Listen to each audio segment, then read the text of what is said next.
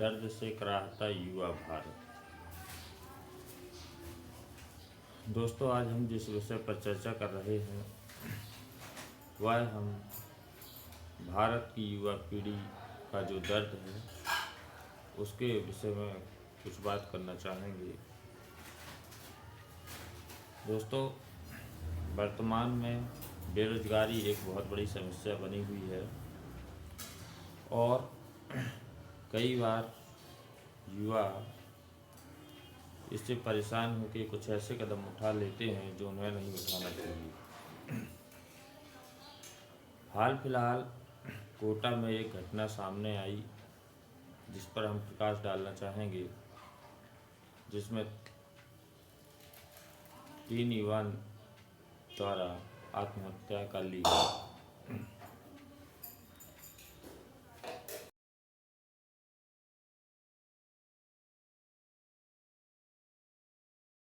बेरोजगारी का यह दंश हमारी युवा पीढ़ी को उस अंधकार की तरह निगले जा रहा है जिसका कोई अंत ही नहीं।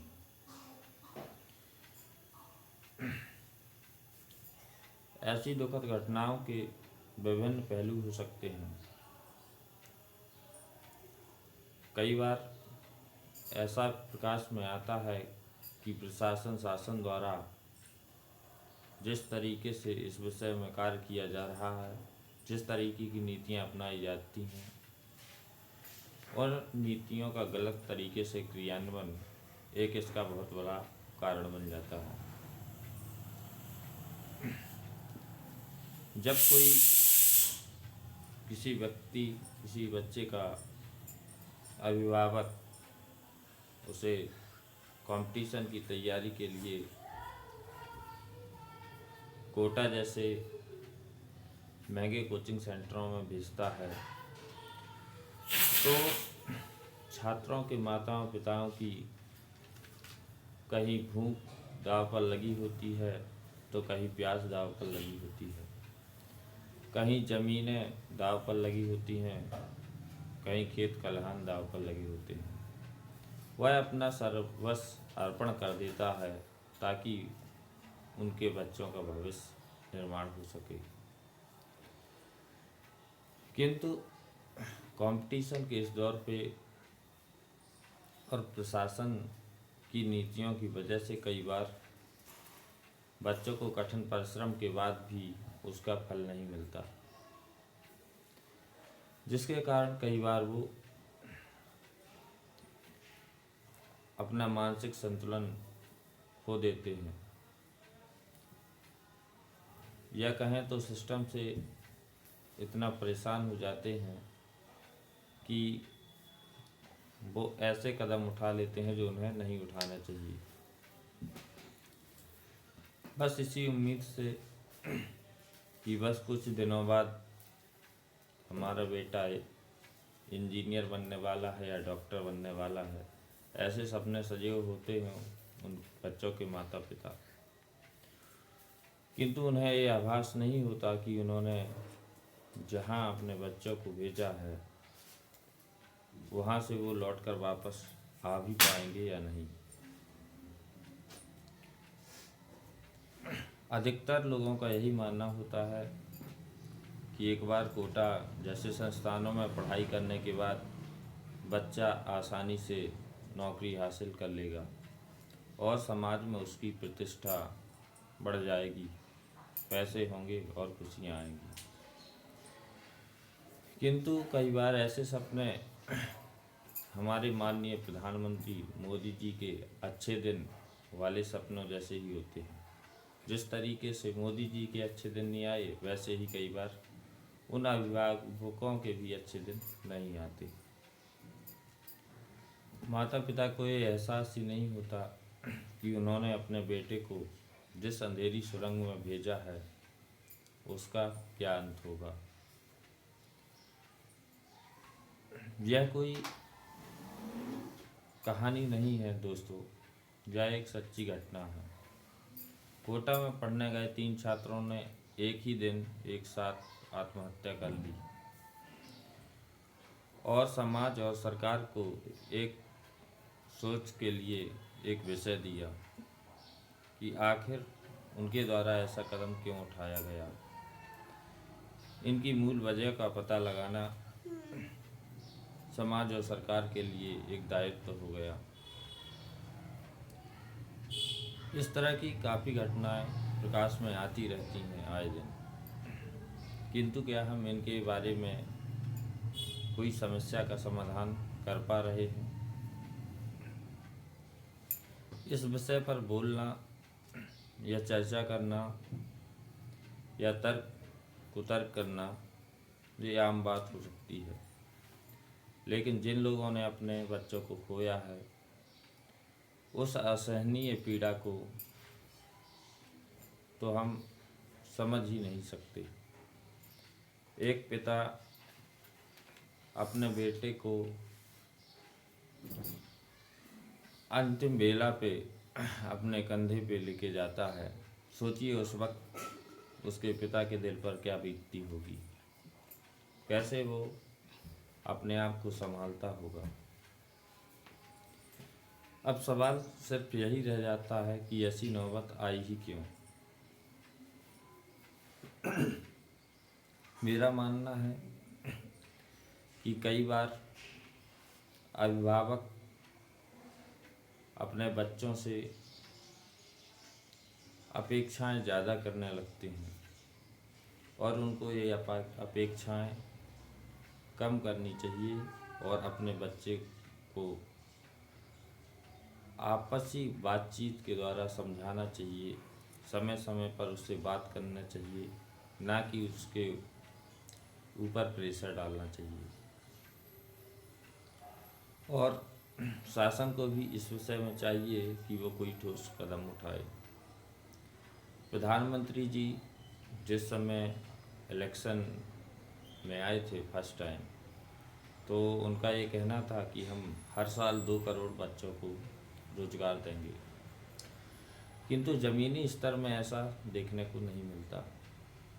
और शायद यही कारण है कि लगातार ऐसी घटनाएं बढ़ रही हैं। वर्तमान में भारत में दूसरे नंबर या तीसरे नंबर में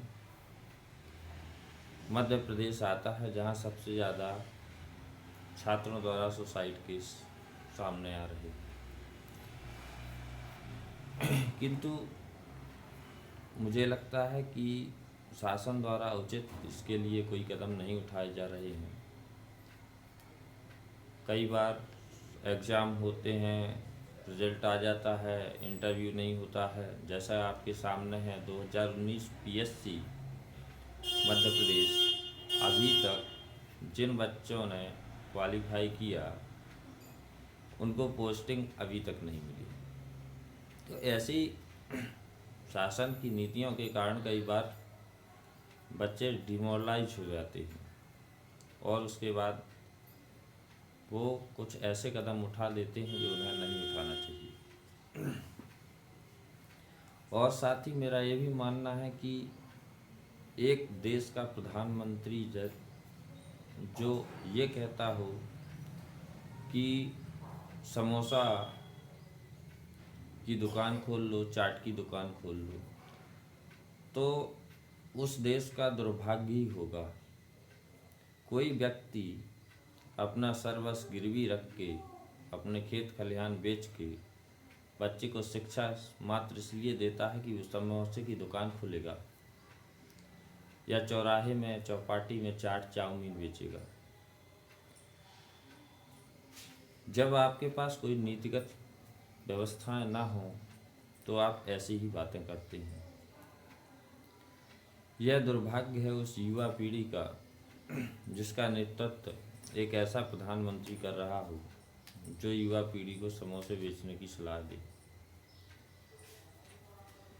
इस देश के चंद नेताओं और कुछ अमीरों को छोड़ दें तो बाकी की आबादी रात में सोने के बाद जो सपने देखती है वो हमेशा सपने ही रहते हैं, वो कभी साकार नहीं हो पाते। अथाह मेहनत परिश्रम के बाद भी व्यक्ति अपनी मंजिल तक नहीं पहुंच पाता। और इसका कारण सरकार की गलत नीतियां हैं। दोस्तों, मैं आप सभी से सिर्फ यह आग्रह करना चाहूँगा कि अगर आप अपने बच्चे को शिक्षा दे रहे हैं तो उसे शिक्षा दें, किंतु प्रेशर न डालें किसी तरीके का कि आप डॉक्टर या इंजीनियर ही बनो। वो अपनी क्षमताओं के हिसाब से जो उसे हासिल करना होगा वो स्वाभाविक रूप से कर ही लेगा। और अगर आपके द्वारा ऐसा किया जाएगा तो कोटा जैसी घटनाएं विकास में आती ही रहेंगी, क्योंकि हमारे नेता तो सुधरने वाले नहीं। तो इससे अच्छा है कि इस समस्या को मूल से हमें ही सुलझाना होगा। तो दोस्तों, बस मैं आप सबसे यही निवेदन करना चाहूँगा कि इस वीडियो को ज़्यादा से ज़्यादा लोगों तक पहुँचाएं, ताकि वो अपने बच्चों के ऊपर कोई प्रेशर न डालें और इस आवाज़ को इतने लोगों तक पहुँचाएं कि पकौड़े बेचने की सलाह देने वाले प्रधानमंत्री के गाल में तमाचे जैसा लगे। ये कैसा दुर्भाग्य है उस देश का जिस देश में महात्मा गांधी जैसे लोग पैदा हुए, जन्म लिया उन्होंने, और उस देश का प्रधानमंत्री ऐसे बात करता है। APJ अब्दुल कलाम जैसे लोग जिन्होंने विश्व को वो ज्ञान दिया कि जिसका कोई मूल्य नहीं, और फिर भी हमारे प्रधानमंत्री कहते हैं कि पकोड़े बेचो। दोस्तों, आप सभी को धन्यवाद। मैं अपनी स्पीच यहाँ ख़त्म करता हूँ, और इस तरीके से ही सरकार की नीतिगत कमियों के बारे में चर्चा करने के लिए आप हमसे जुड़ सकते हैं हमारे YouTube चैनल के माध्यम से। चैनल को सब्सक्राइब करें और शेयर करें। धन्यवाद।